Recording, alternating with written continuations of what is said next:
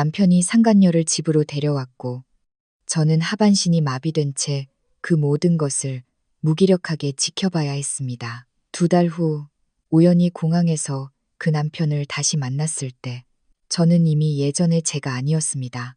저는 건강하게 걸을 수 있었고 그 모습을 본 남편은 그 자리에서 얼어붙었습니다. 제 이름은 지은입니다. 반년 전 저는 교통사고를 당해 하반신이 완전히 마비되었고 침대에 누워 지낼 수밖에 없는 폐인이 되고 말았습니다. 병원에서 퇴원하던 날 남편 민준 씨는 저를 안고 눈물을 흘리며 평생 저를 돌보고 병 간호에 전념할 수 있도록 해주겠다고 약속했습니다.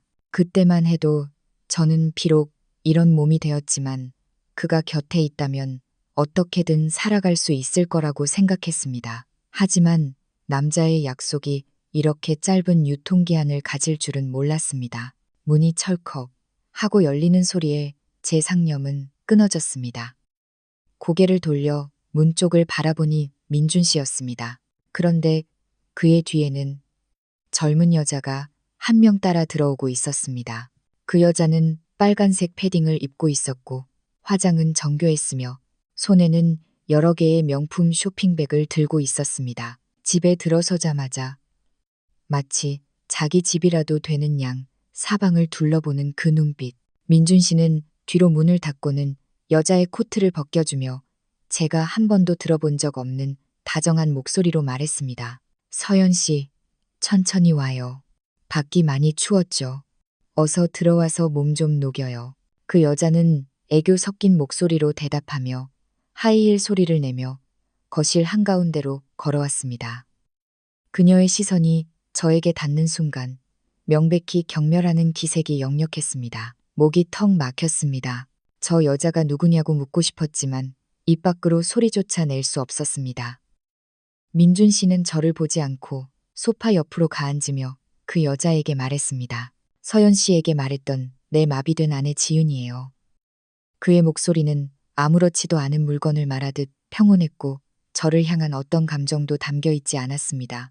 제 마음은 마치 칼로 난도질 당한 것처럼 촘촘한 아픔으로 가득 찼습니다. 서연이라고 불린 여자는 제 침대 옆으로 다가와 위에서 내려다보며 입가에 조롱 섞인 미소를 띄었습니다. 민준 씨, 이 사람이 예전에 그렇게 신경 쓰던 사람이었군요.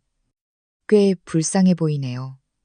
민준 씨는 아무 말 없이 자리에서 일어나 제 침대 옆으로 왔습니다. 저는 그가 저에게 뭔가 설명해 줄 거라고 생각했지만 그는 그저 제 손에 들려있던 핫팩을 가져갈 뿐이었습니다. 그건 제가 오늘 유일하게 따뜻함을 느낄 수 있었던 것이었습니다. 물도 제가 직접 힘들게 채운 것이었고요. 저는 무의식적으로 손을 뻗어 핫팩을 잡으려 했지만 손에 힘이 없어 그를 건드리고는 그대로 떨어뜨렸습니다. 저는 그를 보며 쉰 목소리로 물었습니다. 민준 씨, 뭐 하는 거예요? 그는 저를 무시하고 몸을 돌려 핫팩을 서연에게 건네주며 말했습니다. 서연 씨, 손실이죠. 이거 잡고 몸 좀 녹여요. 서연은 핫팩을 받아들고 그에게 웃으며 말했습니다. 역시 민준 씨는 저를 아껴주시는군요. 그때서야 민준 씨는 저를 똑바로 보았지만 그의 눈빛에는 예전의 다정함은 사라지고 차가움과 귀찮음만이 남아 있었습니다.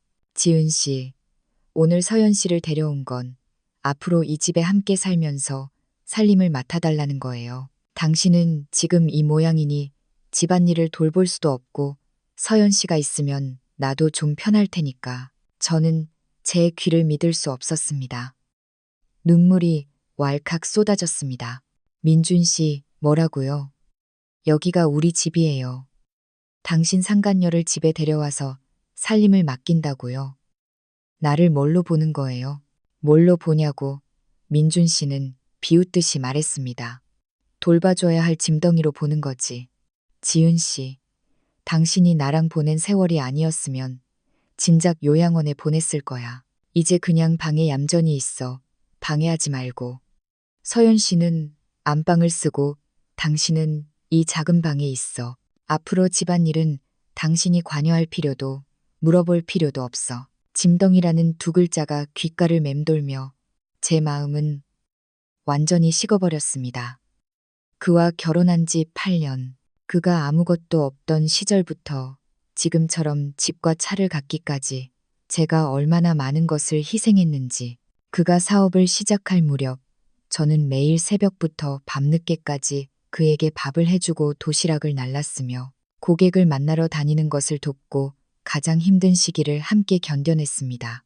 이제 그가 잘 살게 되니 저는 그저 짐덩이가 되어버렸습니다. 서연은 민준 씨 옆으로 다가와 그의 팔짱을 끼며 애교 섞인 목소리로 말했습니다. 민준 씨, 지은 언니한테 그렇게 말하지 마세요. 그래도 언니가 민준 씨와 함께한 세월이 얼만데요. 하지만 언니도 민준 씨를 좀 이해해 주세요. 매일 일하느라 너무 힘들어서 누군가의 보살핌이 정말 필요하거든요. 걱정 마세요. 제가 앞으로 언니를 잘 돌봐드릴게요.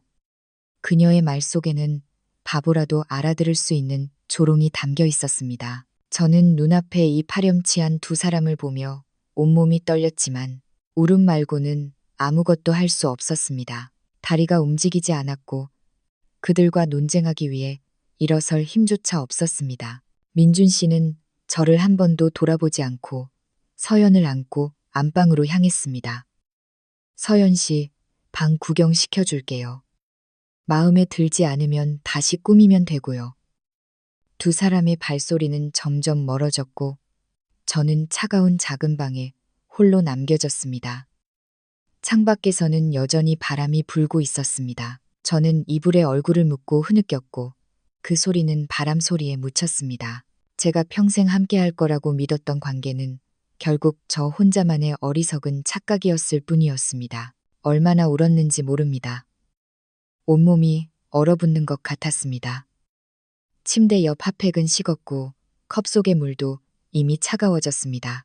물을 마시고 싶었지만 물컵은 침대 옆 협탁 반대편에 놓여 있어 손이 닿지 않았습니다. 몸을 움직이려 애썼지만 하반신은 아무런 감각이 없었고 조금만 움직여도 허리에 통증이 밀려왔습니다. 바로 그때 안방에서 서연의 애교 섞인 웃음소리와 민준 씨의 다정한 속삭임이 들려왔습니다. 그 소리는 마치 날카로운 칼처럼 제 심장을 찔렀습니다. 저는 눈을 감았습니다. 제 마음속에는 오직 한 가지 생각뿐이었습니다. 민준 씨, 서연 씨, 두고 보세요. 이대로 당하고만 있지 않을 겁니다. 그날 밤, 저는 굶주림과 추위 속에서 밤을 지새웠습니다. 민준 씨와 서연은 안방에서 뜨거운 밤을 보내며 작은 방에 제가 있다는 사실을 완전히 잊은 듯 했습니다. 한밤중이 되어서야 갈증이 너무 심해 온 힘을 다해 협탁 쪽으로 몸을 움직여 겨우 차가운 물 한 모금을 마셨습니다. 다음 날 아침 일찍부터 거실에서는 서연의 목소리가 들려왔습니다. 귀를 기울여 들어보니 그녀가 민준 씨에게 이것저것 시키고 있었습니다. 민준 씨, 아래층 그 빵집 빵이랑 커피 좀 사다 줄 수 있어요? 민준 씨, 제 옷은 손빨래해야 해요. 세탁기 돌리면 안 돼요. 등 좀 밀어줄래요? 민준 씨는 짜증내는 기색 없이 하나하나 다 들어주고 있었습니다. 그들의 대화를 들으며 제 마음속은 돌덩이가 얹힌 듯 답답하고 먹먹했습니다. 예전에는 그가 이런 일을 한 번도 하지 않았습니다. 제가 아플 때 물 한 잔 떠달라고 해도 귀찮아 했었는데 얼마 지나지 않아 민준 씨는 아침 식사를 사러 나갔습니다.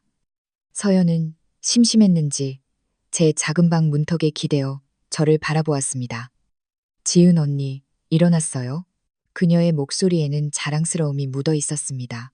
민준 씨가 저한테 얼마나 잘해주는지 몰라요. 제 말은 뭐든 다 듣고요. 언니처럼 이제 자기 몸 하나도 못 가누는 사람과는 다르죠. 저는 그녀를 무시하고 고개를 돌렸습니다. 이런 사람과 다투는 것은 저 자신만 더 화나게 할 뿐이었습니다. 서연은 제가 아무 말도 하지 않자 재미없다는 듯 다시 말했습니다. 아, 맞다. 앞으로 집안일은 제가 다 관리할 거예요. 언니는 침대에 누워만 있으니 좋은 거 먹지도 못할 테고 그냥 저희 먹다 남은 거나 드시면 돼요. 낭비하지 않게요. 저는 획 하고 고개를 돌려 그녀를 보았습니다. 서연 씨, 너무 심한 거 아니에요. 이 집 모든 것의 절반은 제 거예요. 서연은 비웃듯이 말했습니다. 지은 언니, 혹시 잊었나 본데 언니는 지금 짐덩이일 뿐이에요. 민준 씨가 말했어요. 조만간 언니랑 이혼하고 그때 되면 언니는 빈손으로 나가야 할 거라고요. 아무것도 못 얻을 거예요. 이혼, 빈손으로 나가다. 제 마음이 쿵 하고 가라앉았습니다. 민준 씨가 진작부터 이런 꿍꿍이를 가지고 있었을 줄이야. 제가 정말 눈이 멀었었군요. 어떻게 이런 배은망덕한 인간과 결혼했을까요? 서연은 말을 마치고 허리를 흔들며 나갔습니다. 얼마 지나지 않아 민준 씨가 아침 식사를 사서 돌아왔고 두 사람은 거실에서 웃고 떠들며 식사를 했습니다. 제 작은 방까지 음식 냄새가 풍겨와 뱃속에서 꼬르륵 소리가 났습니다. 저는 어젯밤부터 아무것도 먹지 못했습니다. 저는 애써 민준 씨를 불렀습니다. 민준 씨, 배고파요. 한참 뒤에 민준 씨가 들어왔습니다. 손에는 딱딱하게 마른 찐빵 하나를 들고 제 침대 옆 협탁에 던지듯이 놓았습니다. 먹어. 이거밖에 없어. 그 찐빵은 돌처럼 딱딱해서 도저히 씹을 수 없었습니다. 저는 그를 보며 다시 눈시울을 붉혔습니다. 민준 씨, 당신이 나한테 이걸 먹으라고 주는 거예요? 그럼 뭐? 그는 짜증스럽게 말했습니다. 지금 당신 꼴이 이런데 뭘 좋은 걸 먹으려고 해? 먹을 수 있는 게 있다는 것만으로도 감사해.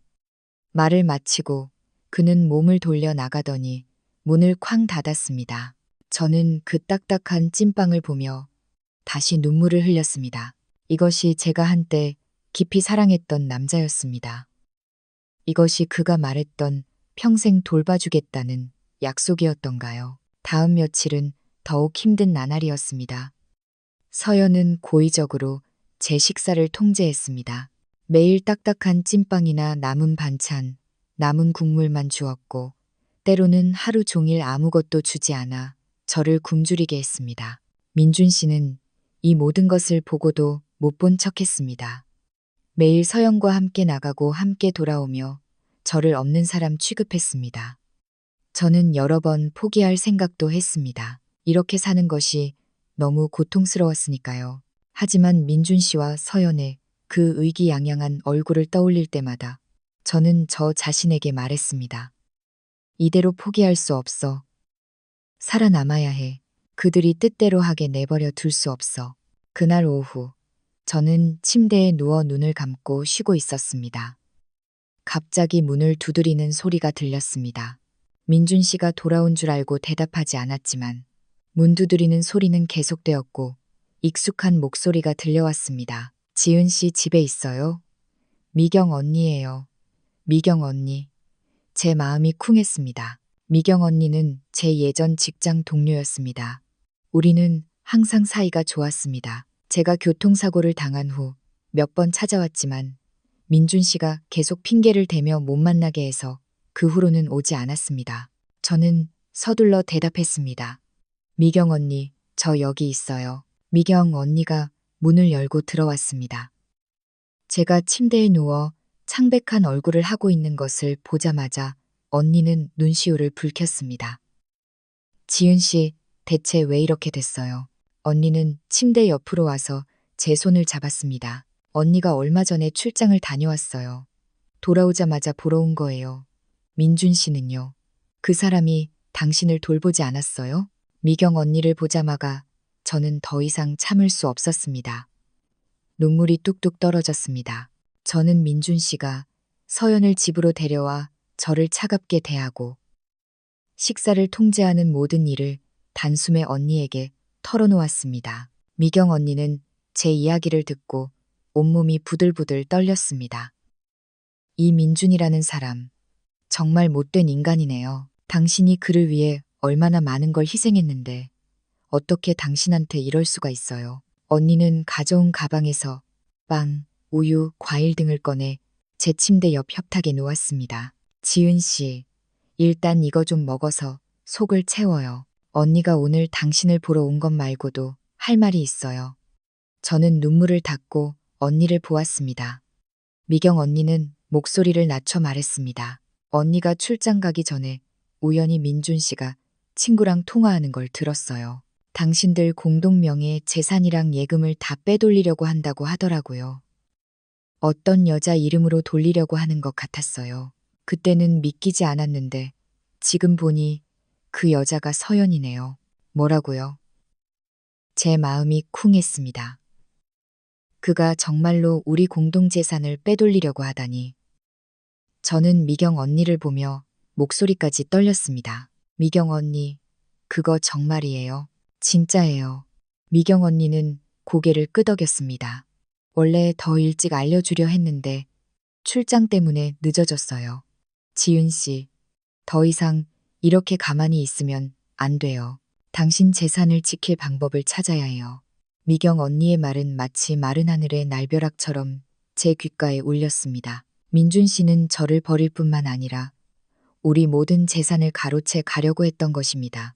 저는 그가 그렇게 하게 내버려 둘 수 없었습니다. 저는 침대 옆 협탁에 놓인 음식을 바라보고 미경 언니의 걱정 어린 눈빛을 보며 마음속에 다시금 한 줄기 희망이 타올랐습니다.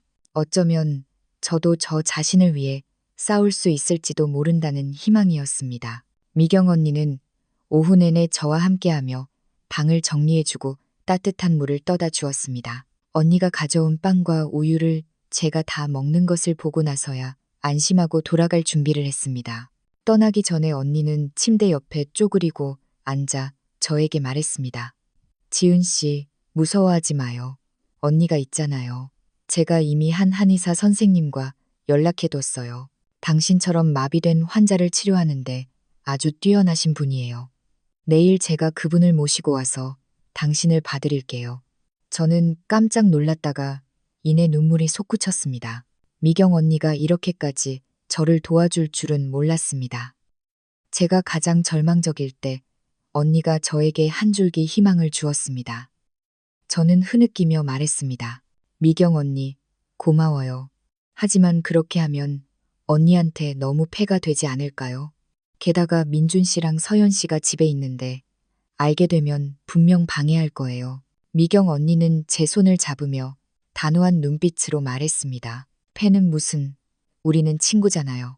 언니가 그들이 당신을 괴롭히는 걸 가만히 보고만 있을 수 없어요. 민준 씨랑 서연 씨는 걱정 마요. 언니가 방법이 있어요. 제가 이미 알아봤는데 그들은 매일 오후 쇼핑을 가거나 영화를 보러 가서 저녁 때나 돌아와요. 내일 제가 그 시간대를 이용해서 한의사 선생님을 모시고 올 테니 그들이 눈치채지 못할 거예요. 그 말을 듣자 제 마음은 한결 놓였습니다. 저는 고개를 끄덕였습니다. 좋아요, 미경 언니. 언니 말대로 할게요. 미경 언니는 몇 마디 더 당부하며 저에게 몸 잘 챙기고 무슨 일이 있으면 언제든 전화하라고 말한 뒤 돌아갔습니다. 미경 언니가 떠나는 뒷모습을 보며 저는 마음속으로 다짐했습니다. 반드시 치료에 잘 협조해서 빨리 나아야 해. 미경 언니의 정성을 헛되이 할 수 없어. 그리고 민준 씨와 서연 씨가 오래도록 잘 나가게 둘 수 없어. 다음 날 오후 민준 씨와 서연은 과연 미경 언니의 말처럼 점심 식사를 마치자마자 화려하게 차려입고 나갔습니다. 그들이 나갈 때 서연은 일부러 제 방문 앞까지 와서 저를 곁눈질하며 조롱 섞인 목소리로 말했습니다. 지은 언니, 저희 데이트하러 가요. 언니는 혼자 집에서 얌전히 있어요.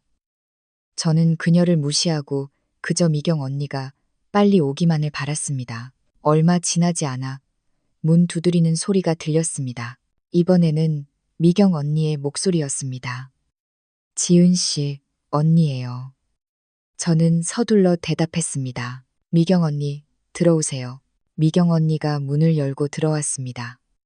뒤에는 머리가 희끗희끗한 노인 한 분이 따라 들어왔는데 언니가 말했던 한의사 선생님인 듯 했습니다. 한의사 선생님은 손에 약 상자를 들고 자애로운 미소를 띠며 제 침대 옆으로 왔습니다. 미경 언니가 소개했습니다. 지은 씨, 이분은 이 선생님이세요. 이 선생님, 이분이 제가 말씀드렸던 제 친구 지은 씨예요. 이 선생님은 고개를 끄덕이며 저에게 웃어 보였습니다. 지은 씨, 안녕하세요. 먼저 맥을 짚어보고 당신 상태를 좀 보겠습니다. 저는 손을 내밀었고 이 선생님은 제 손목에 손가락을 대고 조심스럽게 맥을 짚었습니다. 5분쯤 지났을까? 그는 제 다리를 살피고 무릎과 발목을 가볍게 눌러보며 물었습니다. 지은 씨, 여기 감각이 느껴지나요? 저는 고개를 저었습니다. 아니요, 아무 감각도 없어요. 이 선생님은 고개를 끄덕이며 생각에 잠긴 듯 말했습니다. 대략적인 상황은 알겠습니다. 교통사고로 인한 신경 손상이군요.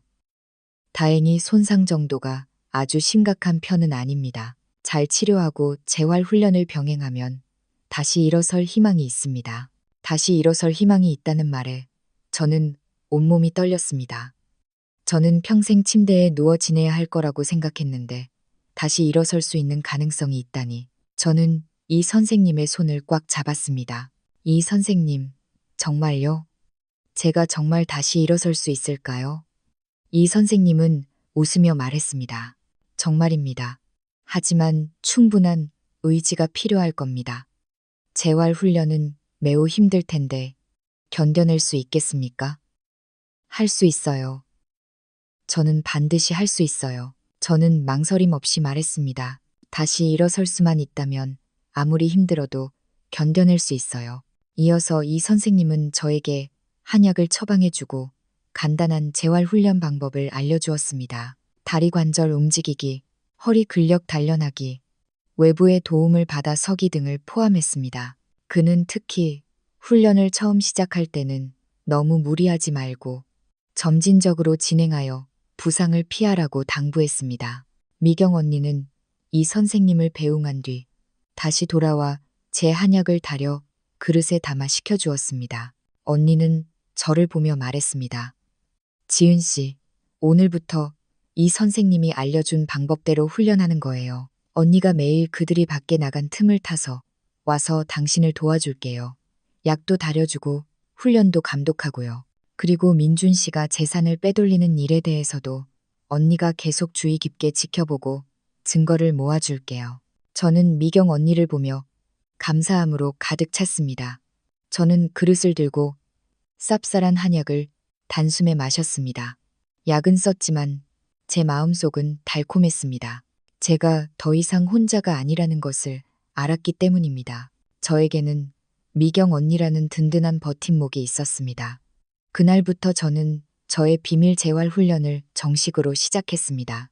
매일 오후 민준 씨와 서연이 밖에 나간 시간 동안 미경 언니가 저를 찾아왔습니다. 언니는 먼저 제 다리 관절을 움직여주고 저를 부축해서 침대 옆에 앉아 허리 근력을 단련하도록 했습니다. 처음에는 조금만 움직여도 온몸이 쑤시고 아팠고 특히 허리는 너무 아파서 식은땀이 흘렀습니다. 때로는 훈련하다가 포기하고 싶을 때도 있었습니다. 그때마다 미경 언니는 저를 격려했습니다. 지은 씨, 힘내요. 정말 잘하고 있어요. 조금만 더 버텨봐요. 민준 씨와 서연의 그 얼굴을 생각해봐요. 포기할 수 없어요. 미경 언니의 말은 항상 저에게 힘을 주었습니다. 저는 이를 악물고 한 번 또 한 번 버텨냈습니다. 서서히 제 다리에 미약한 감각이 느껴지는 것을 발견했습니다. 때로는 이 선생님이 눌러볼 때 희미한 저림을 느낄 수 있었습니다. 이것은 저에게 더 큰 자신감을 주었고 훈련에도 더욱 박차를 가했습니다. 재활 훈련 외에도 저와 언니는 민준 씨가 재산을 빼돌리는 증거를 은밀히 수집하기 시작했습니다. 미경 언니는 변호사 친구를 찾아주었고 변호사 친구는 우리에게 공동 재산을 되찾으려면 민준 씨가 재산을 빼돌렸다는 서면 증거, 예를 들어 계좌 이체 기록, 부동산 명의 이전 서류 등이 필요하다고 말해주었습니다. 그때부터 저는 민준 씨의 일거수일투족을 주시하기 시작했습니다. 그는 매일 밤 돌아오면 휴대폰을 거실 협탁에 놓아두곤 했습니다. 저는 그와 서연이 주의를 기울이지 않는 틈을 타서 미경 언니에게 부탁해 몰래 그의 휴대폰을 확인했습니다. 언니는 과연 그의 휴대폰에서 몇몇 계좌 이체 기록을 찾아냈습니다. 여러 번의 거액 이체 기록이 있었고 수취인 이름은 바로 서연이었습니다. 언니는 이 계좌 이체 기록들을 모두 캡처하여 저장했습니다. 그 외에도 언니는 우리 아파트 상황을 알아봐 주었고 민준 씨가 이미 몰래 부동산 명예 이전 절차를 진행하고 있다는 것을 발견했습니다. 명예 이전 대상 역시 서연이었습니다. 이 증거들을 보며 저는 분노와 증오로 가득 찼습니다. 민준 씨, 이 배은망덕한 인간이 이렇게까지 잔인하게 행동하다니. 하지만 동시에 저는 반격하겠다는 결심을 더욱 굳혔습니다. 반드시 제 것을 모두 되찾아와 그들이 저지른 일에 대한 대가를 치르게 할 것입니다. 그렇게 하루하루가 지나갔고 제 재활훈련은 점점 더 효과를 보였습니다. 이미 침대 머리를 잡고 천천히 일어설 수 있게 되었습니다. 저와 미경 언니가 수집한 증거도 점점 더 많아져 민준 씨가 우리 공동 재산을 빼돌리고 있다는 것을 충분히 증명할 수 있었습니다. 저는 이제 곧 저의 반격이 시작될 것이라는 것을 알고 있었습니다. 재활훈련이 3주 차에 접어들었을 때 저는 이미 침대 머리를 잡고 침대 옆으로 천천히 움직여 미경 언니가 가져다 준 보행기에 의지해 잠시 서 있을 수 있게 되었습니다. 매번 훈련이 끝나면 미경 언니는 보행기를 침대 밑에 숨기고 방을 깨끗하게 정리하여 어떤 흔적도 남기지 않도록 했습니다. 하지만 아무리 조심해도 결국 문제가 생겼습니다. 그날 오후 미경 언니가 저의 훈련을 마치고 떠난 뒤 저는 너무 피곤해서 침대 머리에 기대어 잠이 들었습니다. 희미한 의식 속에서 방문이 열리는 소리가 들렸습니다. 저는 미경 언니가 뭔가를 놓고 가서 다시 가지러 온 줄 알고 크게 신경 쓰지 않았습니다. 그런데 서연의 목소리가 방 안에서 울려 퍼졌습니다. 이게 뭐야? 제 마음이 쿵하고 내려앉았습니다. 순식간에 정신이 번쩍 들었습니다. 눈을 떠보니 서연이 침대 밑에 쪼그리고 앉아 그 보행기를 들고 있었습니다. 그녀는 고개를 돌려 저를 차가운 눈빛으로 바라보며 입가에 비웃음을 띄었습니다. 지은 언니, 이거 뭐 숨겨두고 있었어요? 혹시 몰래 재활해서 민준 씨를 저한테서 뺏으려고 한 건 아니죠? 저는 잠시 당황했지만 이내 침착해졌습니다. 제가 회복될 기미가 있다는 것을 그에게 알릴 수 없었고 제 계획을 망치게 할 수도 없었습니다. 저는 일부러 허약한 척 침대 머리에 기대어 힘겹게 말했습니다. 나는 무슨 말 하는지 모르겠어. 이게 뭔데? 난 한 번도 본 적 없어. 본 적 없어. 서연은 침대 옆으로 와서 보행기를 제 앞에 놓으며 말했습니다. 이게 당신 침대 밑에 숨겨져 있었는데 당신 거 아니라고 말할 수 있어요? 지은 언니, 당신 정말 교활하네요. 겉으로는 불쌍한 척하면서 뒤로는 몰래 재활훈련을 해서 나중에 나랑 민준 씨를 두고 싸우려고 한 거 아니에요?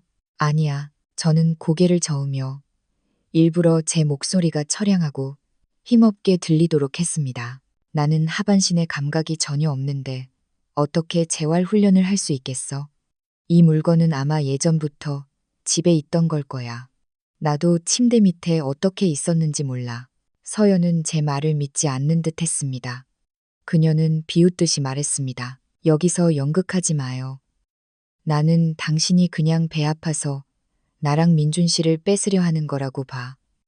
내가 말해줄게요. 민준 씨는 지금 나를 사랑해요. 당신이 정말 다시 일어설 수 있다고 해도 소용없을 거예요. 바로 그때 민준 씨의 목소리가 문 밖에서 들려왔습니다. 서연 씨, 무슨 일이에요? 누구랑 싸우는 거예요?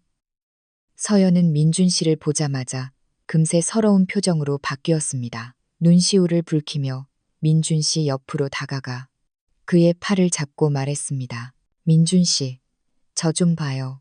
지은 언니가 침대 밑에 보행기를 숨겨두고 있었어요.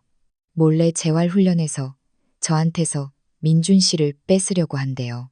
민준 씨는 서연이 가리키는 방향을 따라가 그 보행기를 보았습니다. 그의 얼굴은 순식간에 굳어졌습니다. 방으로 들어와 차가운 눈빛으로 저를 바라보았습니다. 지은 씨, 서연 씨가 말하는 게 사실이에요. 당신 몰래 재활훈련하고 있었어요? 저는 속으로 비웃었습니다. 역시 제가 무슨 말을 해도 그는 서연의 말만 믿을 것이었습니다. 하지만 저는 여전히 두려워하는 척 고개를 저으며 말했습니다. 민준 씨, 아니에요. 저는 안 그랬어요. 저는 정말 이 보행기가 어떻게 된 건지 몰라요. 하반신에 감각이 전혀 없는데 어떻게 재활 훈련을 할 수 있겠어요? 제 말 좀 믿어주면 안 돼요. 당신 말을 믿으라고? 민준 씨는 비웃듯이 말했습니다. 지윤 씨, 내가 아직도 당신 말을 믿을 거라고 생각해요? 당신은 그저 당신이 다시 일어설 수만 있다면 이 집을 다시 차지하고 서연 씨를 쫓아낼 수 있을 거라고 생각하는 거 아니에요? 내가 말해줄게요. 불가능해요. 당신이 다시 일어선다고 해도 나는 당신과 다시 살지 않을 거예요. 그의 말은 마치 날카로운 칼처럼 제 심장을 찔렀지만 저는 지금 슬퍼할 때가 아니라는 것을 알았습니다. 계속 연극해야 했습니다. 저는 일부러 몇 번 기침을 하고 얼굴을 더 창백하게 만들었습니다. 민준 씨, 저는 정말 안 그랬어요. 저는 지금 제 몸 하나도 못 가누는데 어떻게 그런 생각을 하겠어요. 저는 그저 병이나 잘 낫고 싶을 뿐이에요. 그렇게 말하며 저는 일부러 다리를 움직이는 시벳을 하고는 고통스러운 표정을 지었습니다. 봐요. 제 다리는 여전히 감각이 전혀 없어요. 조금만 움직여도 너무 아파요. 어떻게 재활 훈련을 할 수 있겠어요? 민준 씨는 제 다리를 보고 제 고통스러운 표정을 보더니 눈빛에 잠시 망설임이 스쳤습니다. 서연은 그 모습을 보고 서둘러 말했습니다. 민준 씨, 저 사람한테 속지 마세요. 분명 연극하는 거예요. 생각해봐요. 보행기가 어떻게 저 사람 침대 밑에 숨겨져 있었겠어요? 분명 저 사람이 재활 훈련하려고 쓴 거죠. 저는 서연의 초조한 모습을 보며 속으로 비웃었습니다. 저는 일부러 한숨을 쉬며 말했습니다. 민준 씨, 만약 당신이 저를 믿지 못한다면 저도 어쩔 수 없어요. 아마 이 보행기는 미경 언니가 여기 놓아둔 걸 거예요. 미경 언니가 자주 저를 보러 오는데 아마 제가 나중에 회복될 희망이 있다고 생각해서 미리 준비해둔 걸지도 모르죠. 미경 언니 이야기가 나오자 민준 씨의 얼굴색이 변했습니다. 그는 미경 언니가 제 좋은 친구이고 항상 저를 잘 돌봐준다는 것을 알고 있었습니다. 그는 잠시 침묵하더니 말했습니다. 누가 놓아둔 것이든 상관없어. 앞으로는 미경 언니가 이 집에 오지 못하게 해. 나는 나와 서연 씨의 삶에 영향을 줄 수 있는 어떤 사람도 보고 싶지 않아. 제 마음이 철렁했습니다. 미경 언니가 집에 오지 못하면 제 재활 훈련은 어떻게 되고 증거 수집은 어떻게 된단 말인가요? 하지만 저는 겉으로는 순종하는 척 고개를 끄덕였습니다. 좋아요. 민준 씨 말 들을게요. 앞으로 미경 언니는 오지 못하게 할게요. 민준 씨는 제가 순종하는 모습을 보자 얼굴색이 조금 완화되었습니다. 그는 침대 밑으로 가서 보행기를 꺼냈습니다.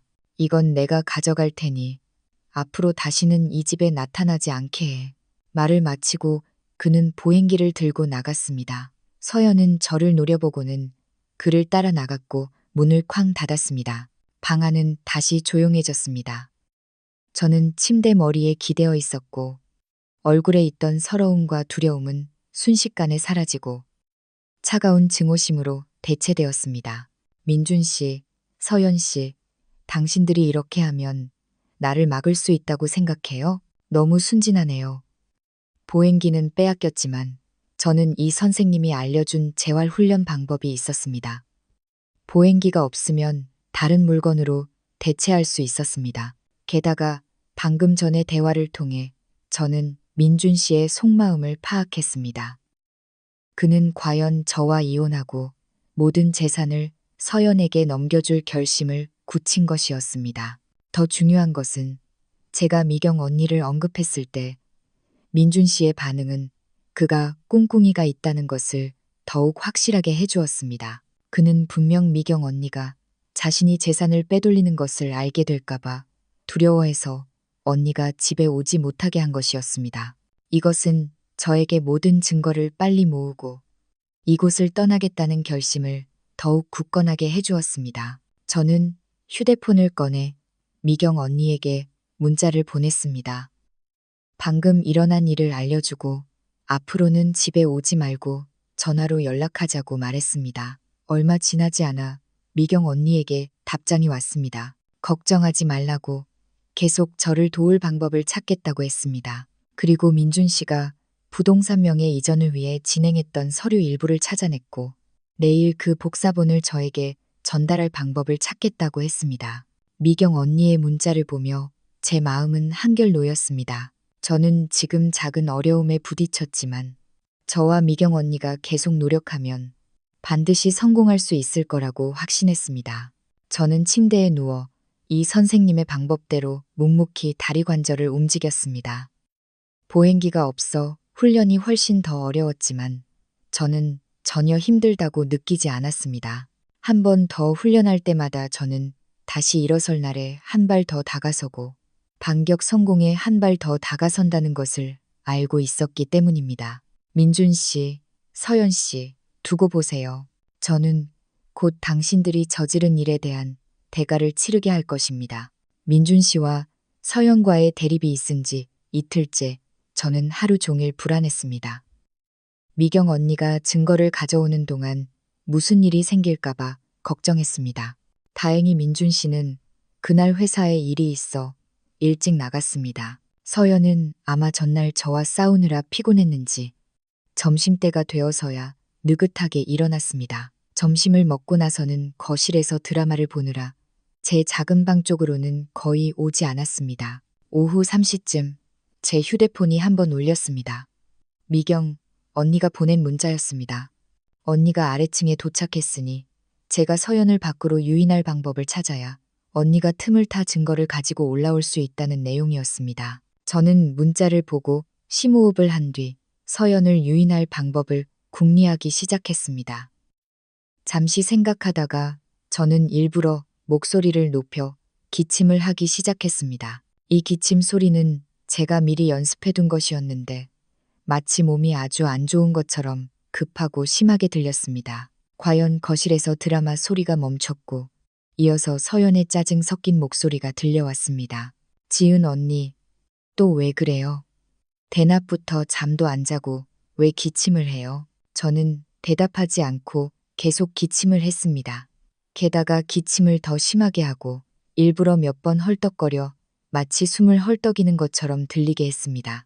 서연은 투덜거리며 제 방문 앞까지 와서 문을 열고 눈살을 찌푸리며 말했습니다.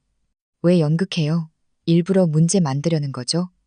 저는 고개를 들었습니다. 얼굴은 창백했고 입술은 바짝 말라 있었습니다. 일부러 숨을 헐떡이며 말했습니다. 나 힘들어. 물 좀 마시고 싶어. 물 한 잔만 떠다 줄 수 있어? 서연은 눈을 굴리며 역겨운 표정으로 말했습니다. 무슨 물을 마셔요? 스스로 떠다 마실 줄도 몰라요? 그렇게 말했지만 아마 제가 정말 무슨 일이라도 생겨서 민준 씨가 자신을 나무랄까봐 두려웠던 모양입니다. 그래서 마지못해 몸을 돌려 거실로 가서 물을 떠왔습니다. 저는 서연이 부엌으로 들어가는 것을 보고 서둘러 휴대폰을 꺼내 미경 언니에게 문자를 보냈습니다.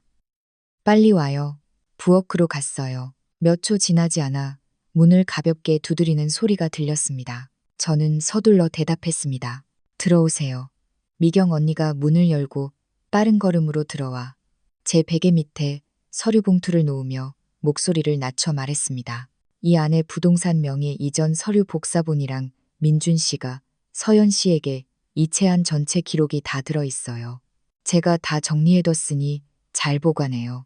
그리고 변호사 친구랑도 이미 얘기했는데 이 증거들이면 민준 씨가 부부 공동 재산을 빼돌린 것을 증명하기에 충분하다고 했어요. 당신이 이혼 소송을 제기하면 승소할 가능성이 아주 높대요. 저는 고개를 끄덕였습니다. 마음속에서 격한 감정이 일었습니다. 이 증거들이 있으면 저는 반격할 자신감이 생기는 것이었습니다. 저는 목소리를 낮춰 말했습니다. 미경 언니, 고마워요. 수고 많으셨어요. 수고는 무슨. 미경 언니는 제 손을 두드리며 말했습니다. 제가 또 말해줄 게 있어요. 제 변호사 친구가 이미 당신 이혼 소송 소장을 준비해뒀어요. 다음에 방법을 찾아서 가져다 줄게요. 그리고 재활 훈련도 멈추면 안 돼요. 제가 접이식 보행기를 하나 사뒀는데 전에 쓰던 것보다 작아서 숨기기 편할 거예요.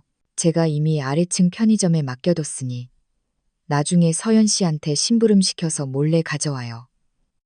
제 마음이 따뜻해졌습니다. 미경 언니는 너무나도 세심했습니다. 저는 고개를 끄덕였습니다. 좋아요. 알았어요. 바로 그때 거실에서 서연의 목소리가 들려왔습니다. 물 왔어요.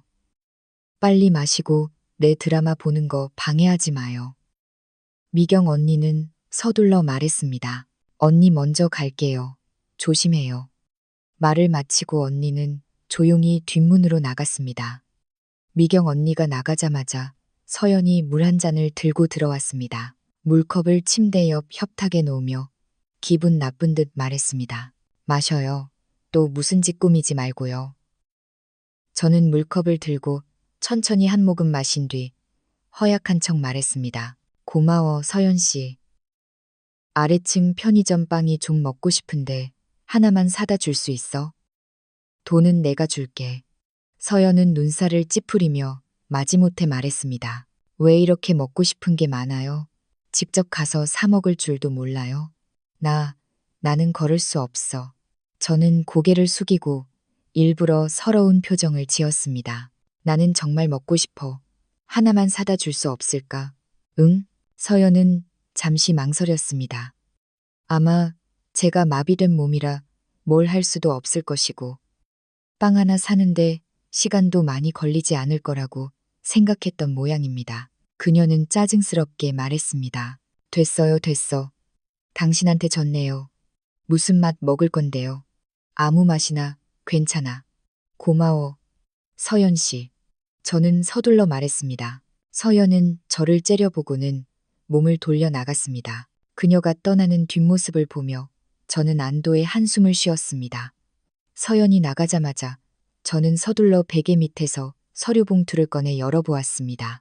안에는 과연 부동산 명의 이전 서류 복사본과 민준 씨가 서연에게 이체한 은행 거래 내역이 들어 있었습니다. 한 건 한 건 모두 선명하게 기록되어 있었고 금액을 합치면 수천만 원에 달했습니다. 그리고 우리 아파트의 명의 이전 신청서에는 이미 민준 씨의 서명이 되어 있었고 마지막 심사 단계만 남아 있었습니다.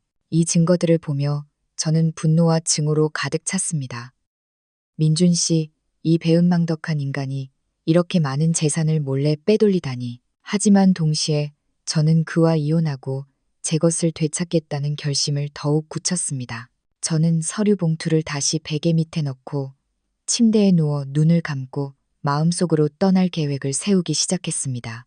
이제 증거는 모두 모였고 제 재활 훈련도 크게 진전되어 보행기의 의지에 천천히 몇 걸음 걸을 수 있게 되었습니다. 적절한 기회만 기다리면 저는 저를 그렇게 힘들게 했던 이 집을 떠날 수 있을 것이었습니다. 얼마 지나지 않아 서연이 빵을 사서 돌아왔습니다. 빵을 제 침대 옆 협탁에 던지듯이 놓으며 말했습니다. 여기 10,000원. 빨리 돈 줘요. 저는 베개 밑에서 10,000원을 꺼내 그녀에게 건넸습니다. 빵을 받아들고 고마워라고 말했습니다. 서연은 돈을 받아들고 몸을 돌려 나갔고 저를 한 번도 보지 않았습니다. 저는 빵을 들고 있었지만 전혀 식욕이 없었습니다. 제 머릿속은 온통 떠날 계획과 반격 계획으로 가득 차 있었습니다. 그날 저녁 민준 씨가 돌아오자 서연은 그에게 제가 빵을 사달라고 했던 일을 말했습니다. 민준 씨는 눈살을 찌푸리며 제 방으로 들어와 차가운 눈빛으로 저를 바라보았습니다. 지은 씨, 일부러 그러는 거예요? 매일 서연 씨에게 이것저것 시키고 아직도 당신이 이 집 여주인이라고 생각해요? 저는 속으로 비웃었지만 겉으로는 두려워하는 척 고개를 저으며 말했습니다. 민준 씨 아니에요. 저는 그저 정말 빵이 먹고 싶었을 뿐이에요. 앞으로는 다시는 귀찮게 하지 않을게요. 알았죠? 민준 씨는 코웃음을 쳤습니다. 가장 좋은 게 그거야. 얌전히 있어. 다시는 서연 씨를 기분 나쁘게 하지 마. 안 그러면 가만두지 않을 테니까. 말을 마치고 그는 몸을 돌려나갔습니다. 저는 침대 머리에 기대어 그의 뒷모습을 보며 속으로 생각했습니다. 민준 씨, 서연 씨, 당신들이 오래도록 잘 나가지 못할 거예요. 내가 이곳을 떠나면 당신들이 저지른 일에 대한 대가를 치르게 할 거예요. 다음 며칠 동안 저는 몰래 재활훈련을 계속하는 한편 민준 씨와 서연의 일거수일투족을 주시하며 떠날 기회를 엿보았습니다. 미경 언니도 전화로 저에게 연락하여 이혼 소장이 이미 준비되었다고 알려주며 적절한 기회를 봐서 가져가라고 말했습니다. 마침내 일주일 후 저는 민준 씨와 서연이 거실에서 여행 계획을 상의하는 것을 들었습니다. 해변으로 3일 동안 여행을 간다고 했습니다. 제 마음이 기쁨으로 가득 찼습니다. 이것이 바로 제가 떠날 절호의 기회였습니다. 저는 서둘러 이 소식을 미경 언니에게 알렸습니다. 미경 언니는 너무 잘 됐다며 이것이 정말 좋은 기회라고 말했습니다. 언니가 미리 제 집 아래층에서 기다릴 것이고 그들이 떠나면 저를 데리고 곧장 공항으로 가서 다른 도시로 가서 마지막 재활치료를 받게 해주겠다고 했습니다. 저는 고개를 끄덕였습니다. 기대감으로 가득 찼습니다. 제가 이 감옥 같은 곳을 떠날 날이 점점 가까워지고 있다는 것을 알았습니다. 민준 씨와 서연이 출발하기 전날 밤, 저는 모든 증거와 미경 언니가 준비해준 이혼 소장을 눈에 띄지 않는 배낭에 정리하여 숨겼습니다. 이 배낭은 미경 언니가 전에 몰래 저에게 준 것이었는데 안에는 여벌 옷가지와 소량의 현금도 들어 있었습니다. 저는 침대에 누워 밤새 잠을 이루지 못했습니다. 두렵기도 하고 흥분되기도 했습니다. 떠날 때 무슨 일이 생길까봐 두려웠지만 마침내 저를 그렇게 힘들게 했던 집을 벗어나 반격을 시작할 수 있다는 생각에 흥분되었습니다. 다음 날 아침 일찍 민준 씨와 서연은 짐을 챙겨 출발할 준비를 했습니다. 그들이 떠날 때 서연은 일부러 제 방문 앞까지 와서 저를 곁눈질하며 조롱 섞인 목소리로 말했습니다. 지은 언니, 저희 여행 가요. 언니는 혼자 집에서 얌전히 있어요. 돌아다니지 말고요. 저는 그녀를 무시하고 그저 그들이 떠나는 것을 묵묵히 지켜보았습니다. 방문이 닫히는 그 순간 저는 제 기회가 왔다는 것을 알았습니다. 방문이 닫히는 순간 팽팽하게 조여져 있던 제 마음은 절반쯤 놓였습니다. 하지만 한순간도 방심할 수 없었습니다. 저는 침대 머리를 짚고 천천히 몸을 일으켰습니다. 다리의 통증을 참으며 침대 밑에서 접이식 보행기를 꺼냈습니다. 이것은 제가 서연에게 빵을 사달라고 했을 때 아래층 편의점에서 몰래 가져온 것으로 그들이 발견하지 못하도록 침대 밑에 숨겨두었던 것이었습니다. 저는 보행기를 펼치고 두 손으로 손잡이를 꽉 잡았습니다. 심호흡을 한 뒤 천천히 몸을 움직여 침대에서 바닥으로 내려왔습니다. 두 발이 바닥에 닿는 순간 다리에서 미약한 저림이 느껴졌습니다. 이것은 재활 훈련을 시작한 이래 가장 분명한 감각이었습니다. 제 마음이 흔들렸고 떠나겠다는 결심을 더욱 굳혔습니다. 저는 보행기에 의지해 한 걸음 천천히 움직였습니다. 비록 걸음은 느렸고 한 걸음 내디딜 때마다 엄청난 힘이 들었으며 이마에는 곧 땀방울이 맺혔지만 저는 전혀 힘들다고 느끼지 않았습니다. 한 걸음 더 걸을 때마다 자유에 한 발 더 다가선다는 것을 알았기 때문입니다. 저는 먼저 거실로 가서 문이 정말 잠겨 있는지 확인했습니다. 그리고 다시 천천히 제 작은 방으로 돌아와 증거와 여벌 옷가지가 들어있는 배낭을 메었습니다. 배낭은 무겁지 않았지만 지금의 저에게는 여전히 힘겨웠습니다. 저는 배낭끈을 조절하고 계속 보행기에 의지해 천천히 문 쪽으로 움직였습니다. 문 앞에 다다랐을 때 저는 다시 잠시 망설였습니다. 이 집은 한때 저와 민준 씨가 함께 만들었던 따뜻한 보금자리였습니다. 이곳에서 저는 8년의 세월을 보냈고 기쁨도 행복도 있었습니다. 하지만 이제 이곳은 저에게 온갖 서러움과 고통을 안겨준 감옥이 되어버렸습니다.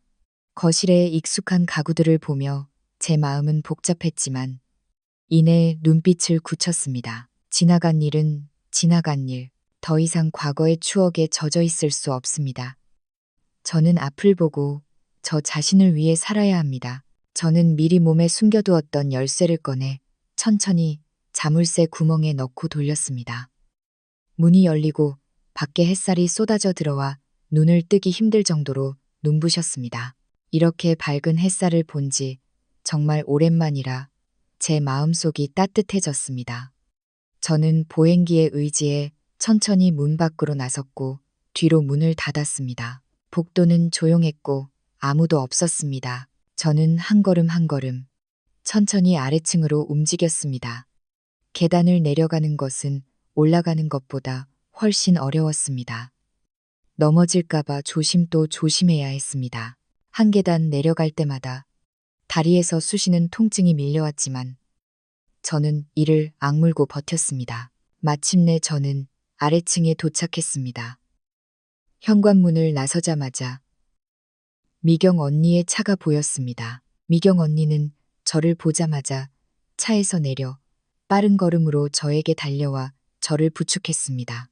지은 씨, 괜찮아요? 힘들지 않아요? 미경 언니를 보자마자 저는 더 이상 참을 수 없었습니다. 눈물이 왈칵 쏟아졌습니다. 저는 고개를 저었습니다. 미경 언니, 괜찮아요. 그냥 좀 힘들 뿐이에요. 데리러 와줘서 고마워요. 바보 같은 소리 하지 마. 미경 언니는 보행기를 접어 트렁크에 넣고는 저를 부축해 조수석에 천천히 앉혔습니다. 빨리 앉아요. 우리 지금 바로 공항으로 가요. 비행기 표는 이미 사뒀어요. 부산으로 가는 거예요. 이 선생님도 부산에 있는 재활병원과 이미 연락해뒀으니 우리는 그냥 바로 가면 돼요. 저는 고개를 끄덕이고 좌석에 기대어 앉았습니다. 감사함으로 가득 찼습니다. 미경 언니가 아니었다면 저는 지금도 그 차가운 작은 방에서 어떤 서러움을 겪고 있을지 몰랐을 것입니다. 미경 언니가 저에게 다시 일어설 희망을 주었고 감옥 같은 곳을 떠날 기회를 주었습니다. 미경 언니는 시동을 걸었고 차는 천천히 아파트를 벗어났습니다. 저는 창밖의 익숙한 풍경이 조금씩 멀어지는 것을 보며 아쉬움은커녕 해방감에 가벼워지는 마음을 느꼈습니다. 저는 이 순간부터 제 인생이 다시 시작될 것이라는 것을 알았습니다. 가는 길에 언니는 저에게 봉투 하나를 주었습니다. 지은 씨, 이 안에 이혼 소장과 언니 변호사 친구 연락처가 있어요. 부산에서 재활치료가 어느 정도 끝나면 그분에게 연락해서 정식으로 이혼 소송을 제기하면 돼요. 그리고 민준 씨가 재산을 빼돌린 증거 복사본은 언니가 이미 변호사 친구에게 넘겨줬으니 그분이 다 알아서 처리해 줄 거예요. 저는 봉투를 받아들고 손에 꽉 쥐었습니다. 이 봉투 안에는 이혼 소장뿐만 아니라 저의 반격 무기이자 제 것을 되찾을 희망이 담겨 있었습니다. 저는 미경 언니를 보며 말했습니다. 미경 언니, 저를 위해 이렇게 많은 일을 해주셔서 고마워요. 이 은혜는 평생 잊지 않을 거예요. 미경 언니는 웃으며 말했습니다. 나한테 그런 말은 왜 해? 우리는 서로 돕는 게 당연한 거야. 당신이 지금 가장 중요한 건 재활치료를 잘하는 거야. 다른 일은 다 언니랑 변호사 친구한테 맡기면 돼. 저는 고개를 끄덕이고 더 이상 말하지 않고 좌석에 기대어 눈을 감고 쉬었습니다. 오랜 시간 재활훈련과 방금 걸었던 것 때문에 정말 피곤했습니다. 2시간쯤 지났을까 차는 공항에 도착했습니다. 미경 언니는 저를 부축하고 짐을 들고 천천히 공항으로 들어섰습니다. 공항 안은 사람들로 북적였고 매우 활기찼습니다. 이렇게 많은 사람들을 본 지 정말 오랜만이라 저는 감회가 새로웠습니다. 미경 언니는 제 탑승 수속을 밟아주고는 저를 탑승구까지 데려다 주었습니다. 언니는 저를 보며 말했습니다. 지은 씨, 부산에 가서 꼭 몸 잘 챙기고 의사 선생님 말씀 잘 듣고 재활 훈련 열심히 해요. 무슨 일 있으면 언제든 전화해요. 언니가 자주 보러 갈게요. 저는 고개를 끄덕였습니다. 다시 눈시울이 붉어졌습니다. 미경 언니도 몸 잘 챙겨요. 제가 회복되면 꼭 언니를 찾아올게요. 그래, 돌아와 기다릴게. 미경 언니는 제 손을 두드리며 말했습니다. 빨리 탑승해요. 비행기 놓치겠어요. 저는 심호흡을 한 뒤 몸을 돌려 천천히 탑승구로 향했습니다. 탑승구에서 승무원이 제가 보행기를 사용하는 것을 보고 서둘러 다가와 저를 비행기에 태워 창가 좌석에 앉혀주었습니다. 비행기가 이륙한 후 저는 창밖의 구름들을 바라보며 기대감에 가득 찼습니다. 부산은 완전히 새로운 도시였고 저의 새로운 시작이었습니다. 저는 그곳에서 반드시 빨리 회복하고 반드시 다시 일어설 수 있을 거라고 믿었습니다. 비행기에서 저는 민준 씨에게 문자를 보냈습니다. 민준 씨, 저 떠났어요. 당신과 서연 씨가 한 일들 제가 다 알고 있어요. 제 것은 하나하나 다 되찾아올 거예요. 법정에서 만나요. 문자를 보낸 뒤 저는 휴대폰을 껐습니다. 더 이상 민준 씨에게 어떤 메시지도 받고 싶지 않았고 그에게 방해받고 싶지도 않았습니다. 저는 오직 재활훈련에 전념하여 저의 반격을 준비해야 했습니다. 3시간쯤 지났을까 비행기는 부산공항에 착륙했습니다.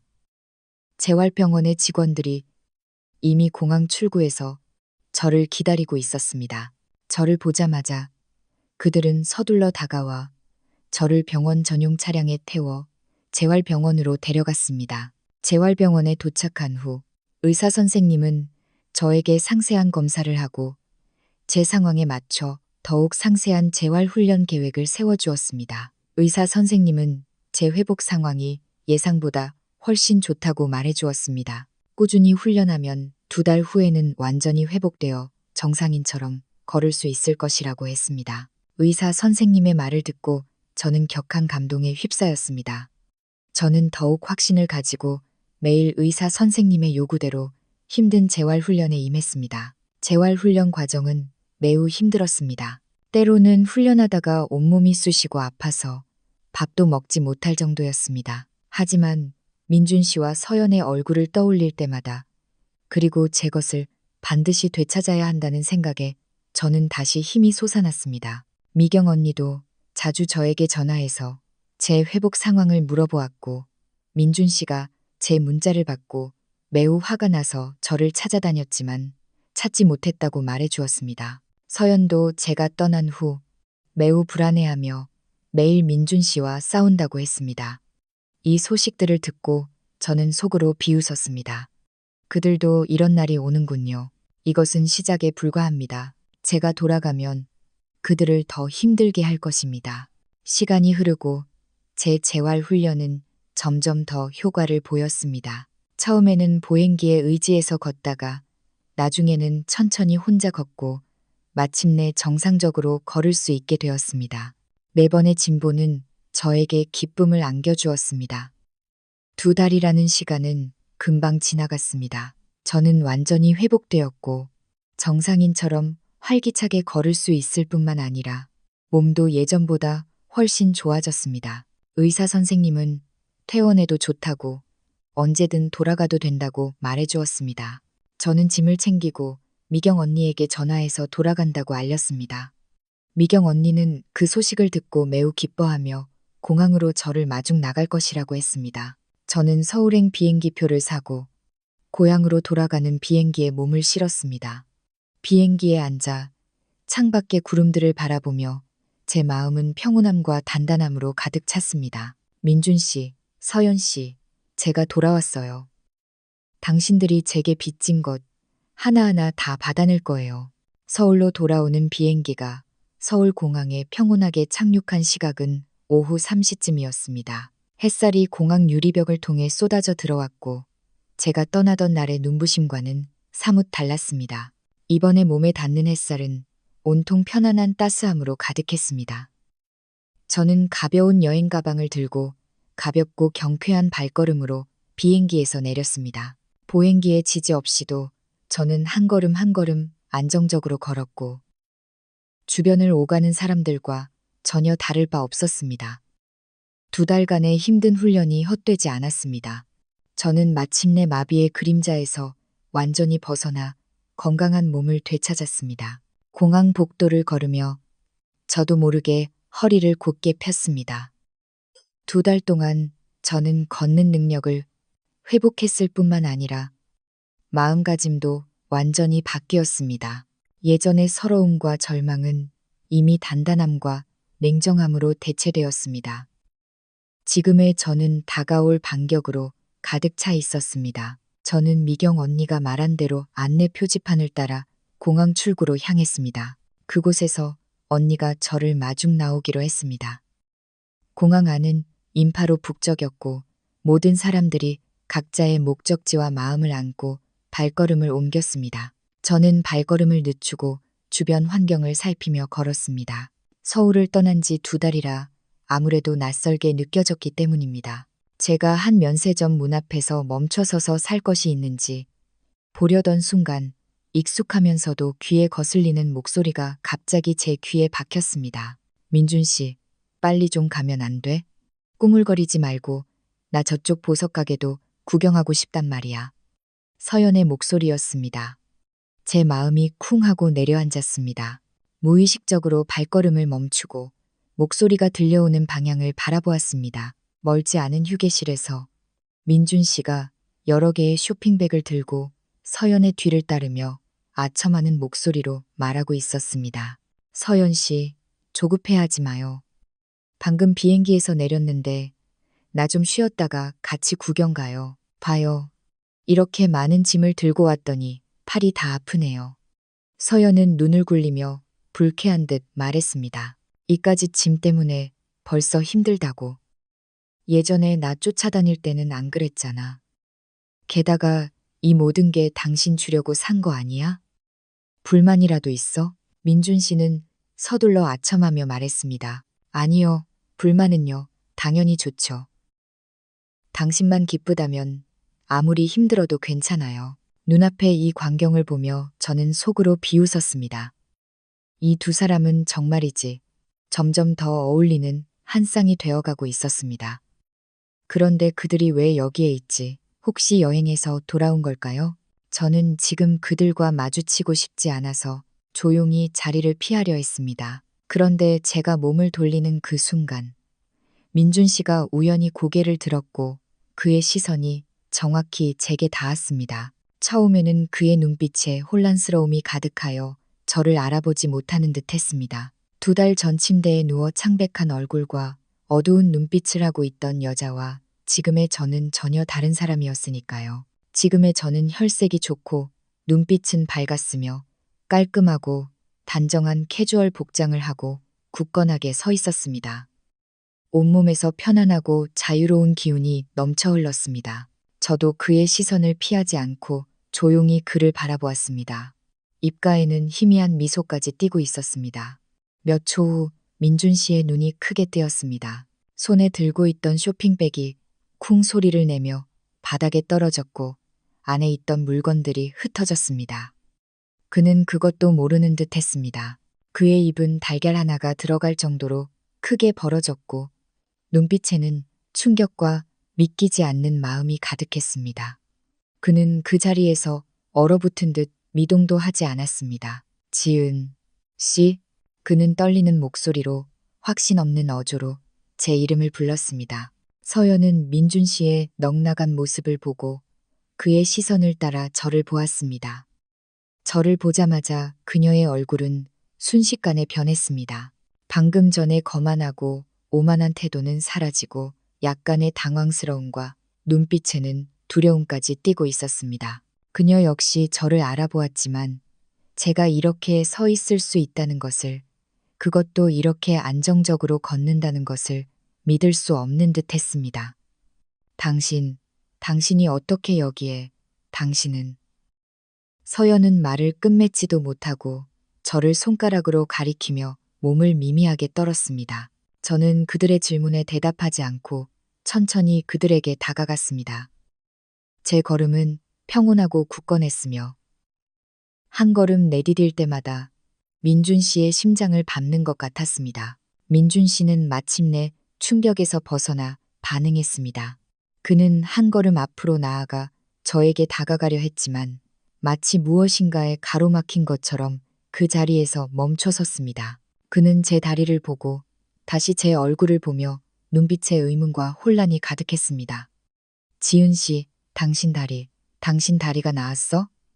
걸을 수 있게 된 거야? 저는 발걸음을 멈추고 그에게서 1미터 떨어진 곳에 섰습니다. 입가에는 조롱 섞인 미소가 번졌습니다. 왜요, 민준 씨, 많이 의인가요? 설마 제가 평생 침대에 누워 당신과 서연 씨에게 괴롭힘 당할 거라고 생각했던 건 아니죠? 아니야. 민준 씨의 얼굴이 창백해졌고 눈빛은 흔들리며 제 시선을 피했습니다. 나는 그런 뜻이 아니었어. 나는 그저 너무 놀랐을 뿐이야. 당신 다리가 어떻게 갑자기 나았지? 갑자기 나았다고요? 저는 비웃듯이 말했습니다. 민준 씨, 혹시 제가 예전에 교통사고로 마비된 사실을 잊으신 건 아니죠? 당신은 저에게 어떻게 했죠? 당신은 서연 씨를 우리 집에 데려와서 제 안방을 차지하게 하고 저를 작은 방에 살게 했죠. 게다가 제 식사도 통제하고 저를 거들떠보지도 않았죠. 그때 당신은 제 다리가 낫지 않을 거라고 생각하지 않았나요? 제 말은 마치 날카로운 칼날처럼 민준 씨의 심장을 찔렀습니다. 그의 얼굴은 점점 더 창백해졌고 입술은 움직였지만 아무 말도 할 수 없었습니다. 서연은 서둘러 민준 씨 옆으로 다가가 그의 팔을 잡아당기더니 저를 노려보며 으르렁거리듯이 말했습니다. 지은 언니, 여기서 거짓말하지 마요. 민준 씨가 저한테 잘해주는 건 그가 저를 사랑하기 때문이에요. 당신은 이미 폐인이 됐는데 무슨 자격으로 민준 씨 아내 자리를 차지하고 있어요? 폐인. 저는 눈썹을 치켜 올리고 일부러 그들 앞에서 몇 걸음 걸었습니다. 발걸음은 안정적이었고 자세는 당당했습니다. 지금 제 모습이 폐인 같나요? 오히려 당신 서연 씨. 남의 가정을 빼앗고도 이렇게 뻔뻔하다니 부끄럽지도 않아요? 서연은 제 말에 말문이 막혔고 얼굴은 불그락 푸르락해졌습니다. 그녀는 입을 열어 또 무슨 말을 하려 했지만 민준 씨가 그녀를 말렸습니다. 민준 씨는 저를 보며 복잡한 눈빛을 하고 있었습니다. 놀라움과 의문, 그리고 미미하게 감지되는 후회까지. 그는 한 걸음 앞으로 나아가 애원하는 듯한 목소리로 말했습니다. 지은 씨, 내가 예전에 당신에게 잘못한 거 알아. 당신이 나아서 정말 기뻐. 우리 잘 얘기해 볼 수 없을까? 잘 얘기해. 저는 비웃듯이 말했습니다. 민준 씨, 우리 사이에 더 이상 무슨 얘기를 할 게 있다고 생각해요? 2달 전 당신이 저를 짐덩이 취급하며 버렸을 때 왜 저에게 잘 얘기하자고 생각하지 않았죠? 이제 제가 나았으니 다시 저와 얘기하고 싶다고요? 제가 아직도 당신 말을 믿을 거라고 생각해요?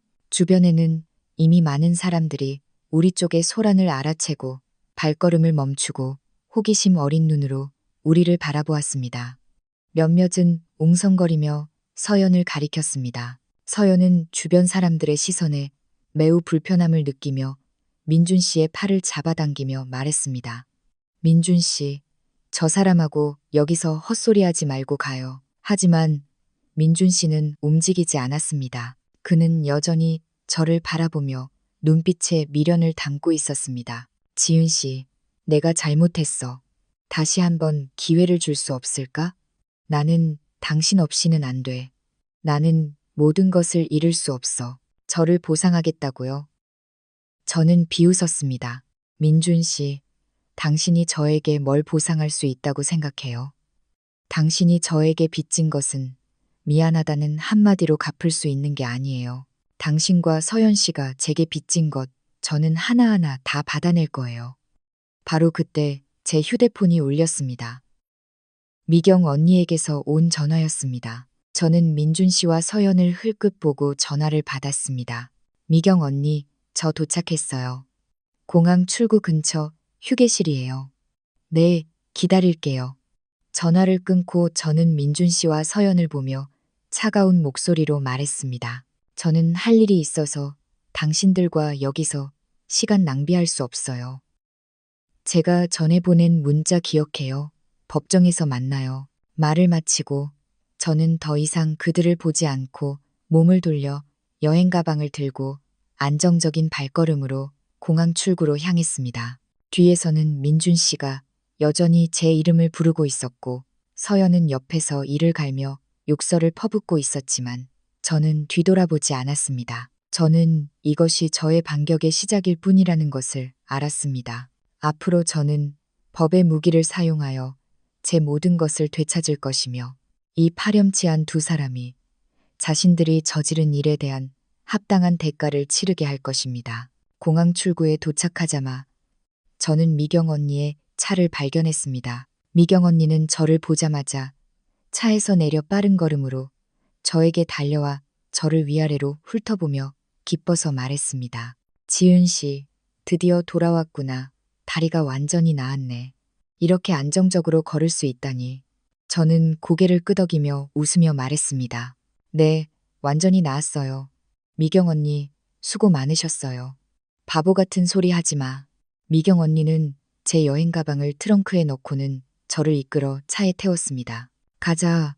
언니가 당신 낳은 기념으로 맛있는 거 사줄게. 그리고 변호사 친구 쪽도 이미 준비가 끝났으니 당신이 돌아오기만을 기다리고 있었어. 정식으로 이혼 소송을 제기하면 돼. 저는 차에 앉아 창밖으로 멀어져 가는 공항을 바라보며 마음속에 평온함과 단단함이 가득했습니다. 민준 씨, 서연 씨, 당신들의 좋은 날은 끝났어. 미경 언니와 저녁 식사를 마치고 언니가 마련해준 임시거처로 돌아온 저는 곧장 변호사 친구인 이 변호사에게 연락했습니다. 다음 날 아침 일찍 저는 이 변호사와 만나 정식으로 이혼 소장과 민준 씨가 재산을 빼돌린 모든 증거를 제출했습니다. 이 변호사는 증거를 검토한 후 가슴을 두드리며 저에게 말했습니다. 지은 씨, 걱정 마세요. 이 증거들은 매우 충분합니다. 민준 씨가 부부 공동 재산을 빼돌린 행위는 이미 과실을 구성했으므로 법원은 분명히 당신의 요구를 지지할 겁니다. 이혼 판결뿐만 아니라 그가 재산을 적게 나누거나 전혀 나누지 못하게 할 거예요.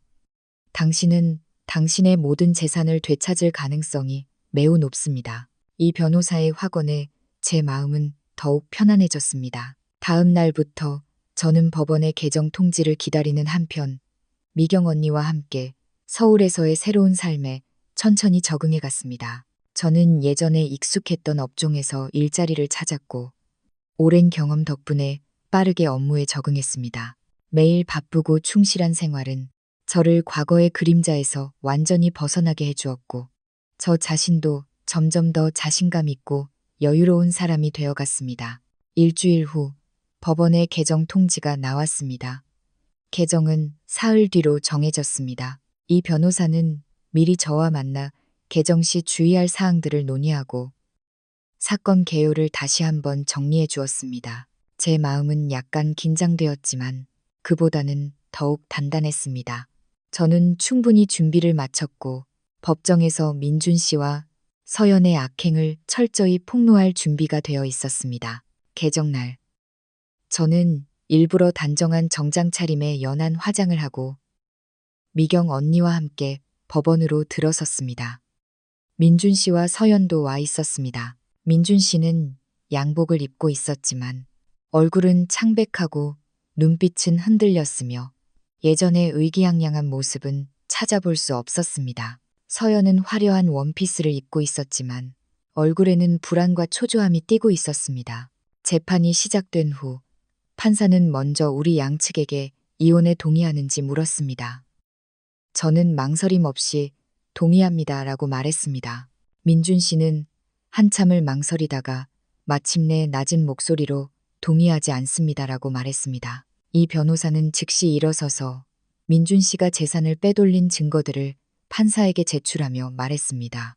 판사님, 제 의뢰인 지은 씨는 이혼에 동의합니다. 하지만 피고 민준 씨는 혼인 기간 중 제3자 서연 씨와 부적절한 관계를 유지했을 뿐만 아니라 부부 공동 재산을 무단으로 빼돌려 아파트와 예금 등 거액의 재산을 서연 씨 명의로 이전했습니다.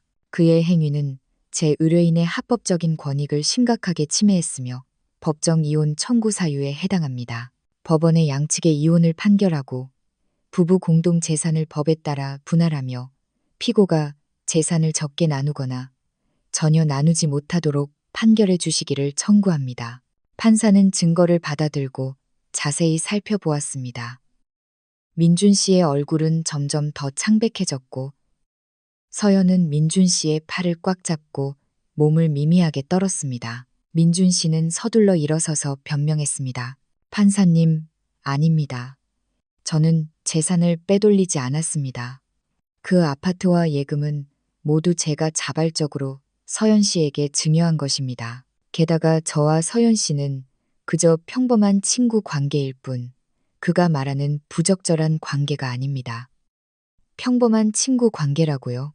저는 비웃듯이 일어서서 말했습니다. 민준 씨, 당신은 당신과 서연 씨가 평범한 친구 관계라고 감히 말할 수 있어요? 당신은 그를 우리 집에 데려와서 제 안방을 차지하게 하고 저를 작은 방에 살게 했죠. 게다가 제 식사도 통제하고 저를 거들떠보지도 않았죠. 이 모든 것이 평범한 친구가 할 수 있는 일인가요? 게다가 부부 공동 재산을 당신이 무슨 권리로 일방적으로 남에게 증여하죠? 그렇게 말하며 저는 녹음 파일 하나를 꺼내 판사에게 제출했습니다. 판사님, 이것은 제가 집을 떠나기 전에 몰래 녹음한 저와 서연 씨의 대화입니다. 이 안에는 그가 민준 씨와의 부적절한 관계를 인정하고 민준 씨가 그에게 재산을 넘겨주려 했다는 사실이 명확하게 기록되어 있습니다. 판사는 녹음 파일을 재생했고 녹음 파일 속 서연의 거만한 목소리가 선명하게 흘러나왔습니다. 민준 씨는 지금 나를 사랑해. 당신이 정말 다시 일어설 수 있다고 해도 소용없을 거야. 조만간 민준 씨가 당신이랑 이혼하고 그때 되면 당신은 빈손으로 나가야 할 거라고. 아무것도 못 얻을 거야. 녹음 파일을 듣자 민준 씨와 서연의 얼굴은 완전히 변했습니다. 민준 씨는 입을 열어 또 무슨 말을 하려 했지만 아무 말도 할 수 없었습니다. 서연은 고개를 숙이고 더 이상 판사와 주변 사람들의 시선을 마주하지 못했습니다. 주변의 방청객들도 웅성거리기 시작했고 민준 씨와 서연의 행위를 비난했습니다. 이 변호사는 이어서 말했습니다.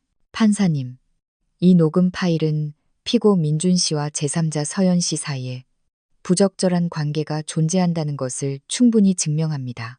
게다가 피고가 부부 공동 재산을 무단으로 빼돌린 행위는 은행 거래 내역, 부동산 명의, 이전 서류 등의 증거로 뒷받침됩니다. 사실이 명확하고 증거가 확실하므로 법원의 법에 따라 판결해 주시기를 청구합니다. 판사는 잠시 생각에 잠기더니 법봉을 두드리며 엄숙하게 말했습니다. 심리 결과 본법원은 원고 지은 씨와 피고 민준 씨의 부부 감정은 이미 파탄에 이르렀으며 피고 민준 씨는 혼인 기간 중 과실이 있고 부부 공동재산을 무단으로 빼돌려 원고의 합법적인 권익을 침해했다고 판단합니다. 대한민국 민법 관련 규정에 따라 다음과 같이 판결합니다. 1. 원고 지은 씨와 피고 민준 씨의 이혼을 허가한다. 2. 부부 공동재산 중 아파트 일체와 예금 8천만 원은 원고 지은 씨의 소유로 한다. 3. 피고 민준 씨는 본 판결 효력 발생일로부터 15일 이내에 서연 씨 명의로 이전된 재산 전부를 회수하여 원고 지은 씨에게 반환하라. 이 판결을 듣고 저는 온몸이 떨렸습니다. 마침내 제가 이겼습니다. 마침내 제 모든 것을 되찾았습니다. 미경 언니도 감격하여 제 손을 잡았고 눈시울까지 붉혔습니다. 지은 씨, 너무 잘됐다. 드디어 해방되었구나. 민준 씨는 의자에 주저앉아 멍한 눈빛으로 중얼거렸습니다. 말도 안 돼. 어떻게 이럴 수가. 서연은 비명을 질렀습니다. 판사님, 당신의 판결은 불공평해요. 그 재산은 민준 씨가 자발적으로 저에게 증여한 거예요. 저는 돌려주지 않을 거예요. 판사는 서연을 차갑게 쳐다보며 말했습니다. 서연 씨, 민준 씨가 당신에게 증여한 재산은 부부 공동 재산에 해당합니다. 그는 일방적으로 당신에게 증여할 권리가 없으며 당신의 행위는 이미 부당이득을 구성했으므로 반드시 반환해야 합니다. 만약 반환을 거부할 경우 본법원은 법에 따라 강제 집행할 것입니다. 재판이 끝난 후 민준 씨와 서연은 넋나간 채 법원을 나섰습니다. 민준 씨는 저를 쫓아와 제 팔을 잡으며 후회와 애원하는 눈빛으로 말했습니다. 지은 씨, 내가 잘못했어. 다시 한번 기회를 줄 수 없을까? 나는 당신 없이는 안 돼. 나는 모든 것을 잃을 수 없어. 저는 힘껏 그의 손을 뿌리치고 차가운 눈빛으로 말했습니다.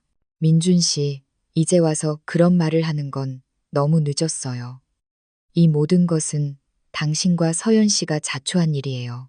당신이 저를 짐덩이 취급하며 버린 그 순간부터 우리 사이는 완전히 끝났어요. 서연도 달려와 저를 손가락으로 가리키며 욕설을 퍼부었습니다. 지은 언니, 다 당신이 빌어먹을 년 때문에 내 모든 게 망가졌어. 나는 당신을 가만두지 않을 거야. 저는 비웃듯이 말했습니다. 서연 씨, 당신은 그 재산들을 어떻게 돌려줄지나 먼저 생각해요. 만약 반환하지 않으면 법적 책임을 져야 할 뿐만 아니라 민준 씨에게도 버림받을 거예요. 주변 사람들이 모두 모여들어 민준 씨와 서연을 비난했습니다. 어떤 사람은 정말 파렴치한 한 쌍이야. 너무 심했어 라고 말했고, 어떤 사람은 저 여자 남의 것을 빼앗고도 자기 재산으로 만들려 하다니 자업자득이야 라고 말했습니다. 또 어떤 사람은 저 언니 정말 불쌍했는데 결국 이겨서 정말 통쾌하다 라고 말했습니다. 민준 씨와 서연은 사람들의 비난 속에서 황급히 사라졌습니다. 그들의 비참한 뒷모습을 보며 제 마음속에는 동정심은커녕 원수를 갚은 통쾌함만이 가득했습니다. 나중에 민준 씨와 서연은 과연 재산 반환을 거부했고 이 변호사는 법원에 강제 집행을 신청했습니다. 법원은 법에 따라 모든 재산을 회수했을 뿐만 아니라 민준 씨를 신용불량자 명단에 올려 고액 소비를 제한했습니다. 서연도 부당 이득으로 법원에서 벌금을 부과받았고 업계에서도 소문이 나서 제대로 된 일자리를 찾을 수 없게 되었습니다. 그들의 사치스러운 생활은 완전히 끝났고 매일 빚 독촉과 사람들의 비난에 시달리며 비참하게 살게 되었습니다. 저는 제 재산을 되찾은 후 예전 아파트를 팔고 환경이 더 좋은 새 아파트로 이사했습니다. 저는 제가 좋아하는 일을 계속했고 저의 노력 덕분에 사업은 순조로웠습니다. 미경 언니도 자주 저와 함께하며 우리는 함께 쇼핑하고 함께 여행하며 충실하고 행복한 나날을 보냈습니다. 어느 날 제가 쇼핑을 하던 중에 우연히 민준 씨를 만났습니다. 그는 낡은 옷을 입고 길가에서 전단지를 나눠주고 있었는데 머리는 희끗희끗했고 눈빛은 흐릿했으며 몇 살은 더 늙어 보였습니다.